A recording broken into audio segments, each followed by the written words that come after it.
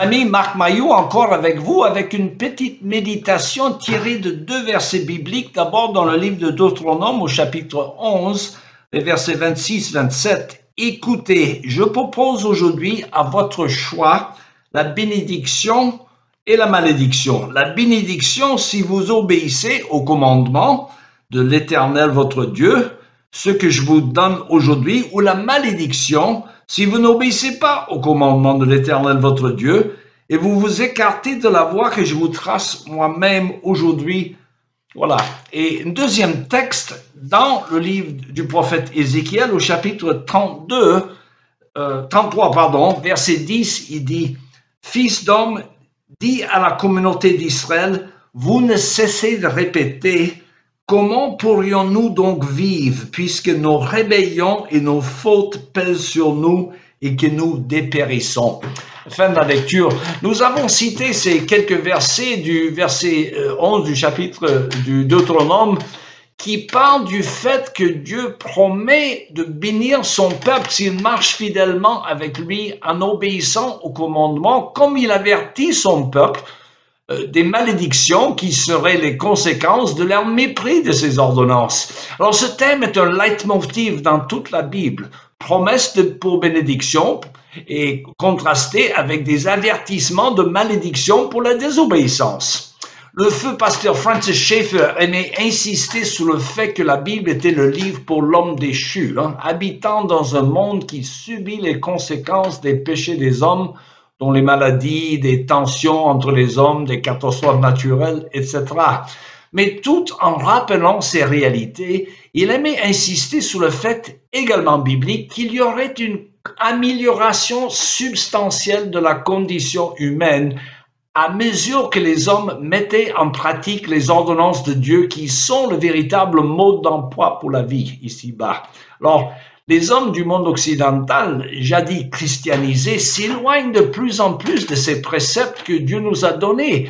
Le résultat, c'est une société à la recherche des valeurs par lesquelles on peut vivre correctement. En abandonnant Dieu et ses valeurs, comment vivrons-nous, se demande le prophète Ézéchiel. Alors, les institutions aussi fondamentales que le mariage et la famille sont désormais bousculées par des conceptions de plus en plus loin des principes chrétiens. Jadis des années 1960, certains hippies prônaient l'amour libre, ce qui était plutôt un prétexte pour avoir des liens sexuels sans engagement du mariage. Or, c'était une catastrophe pour les femmes et surtout qui étaient souvent abandonnées pour élever des enfants toutes seules lorsque leurs conjoints les quittaient quand la vie quotidienne devenait trop difficile. C'est aussi une catastrophe pour les enfants élevés dans les familles monoparentales. Alors, à ce problème, les Français ont répondu par des PACS, P-A-C-S, Pacte civil de solidarité, qui, avec leur engagement moindre qu'un mariage, d'ailleurs d'aucuns l'appellent le mariage léger, réglemente quelques considérations matérielles du couple sans être une solution pour les enfants. Mais dans quel type de société allons-nous vivre? Selon quel modèle? Alors, depuis quelques années, on voit une résurgence des liens homosexuels et les morts nombreux à cause du fléau du sida et diverses maladies sexuellement transmissibles dont le monde est infecté. D'ailleurs, les liens homosexuels n'offrent pas la richesse de l'altérité qui caractérise le mariage hétérosexuel, sans parler du problème de la procréation, bien sûr. Car comme tout modèle qui ne se base pas sur celui du Créateur, ces solutions humaines pour la vie en société sont vouées à l'échec. On découvre avec une vitesse grandissante que ces soi-disant principes sont plutôt des lubies provenant des esprits des hommes pécheurs, se voulant autonomes à l'égard des principes bibliques et totalement inefficaces pour la bonne gérance de la société. Dans beaucoup de sociétés pré-chrétiennes, il y avait la polygamie qui rabaisse la valeur de la femme.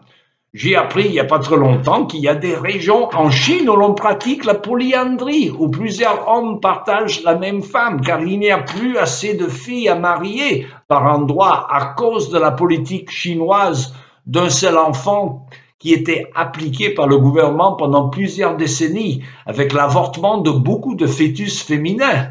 car les familles voulaient un garçon plutôt qu'une fille. Alors, d'où le manque de femmes qui pousse certains à la polyandrie. Or, si la polygamie rabaisse la valeur de la femme, la polyandrie rabaisse la valeur de l'homme.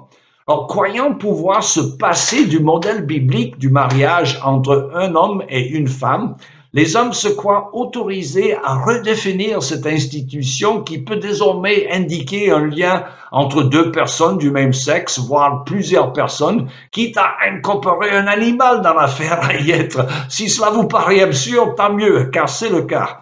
Alors, quant à la pérennité du mariage préconisée par la Bible, certains psychologues modernes qui enseignaient jadis qu'il valait mieux un bon divorce qu'un mauvais mariage. Ils sont revenus sur leur conviction de jadis en reconnaissant que les enfants ont besoin de la stabilité que donne un foyer stable sous un homme et une femme.